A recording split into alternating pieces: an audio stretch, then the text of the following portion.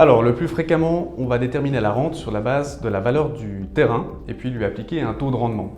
Prenons un exemple, un terrain qui vaut 1 million de francs, on va lui appliquer un taux de rendement, je ne sais pas, situé entre 3 et 5 %. Ça vous fera une rente de superficie de 30 à 50 000 francs par année à verser au propriétaire du terrain. Et puis après, vous avez des mécanismes d'adaptation du prix du terrain parce qu'évidemment, sur 100 ans, il va évaluer et puis le propriétaire voudra qu'on réévalue sa rente.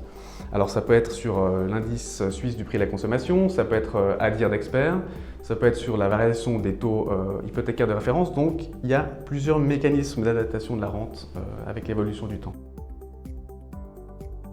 Alors en réalité, il n'y a pas de spécificité par rapport à un bien immobilier en pleine propriété. Il faut simplement vous mettre d'accord sur le prix de vente, sur les conditions de la vente de manière générale. Ensuite, vous contactez un notaire, il établit l'acte, vous le signez avec l'acquéreur.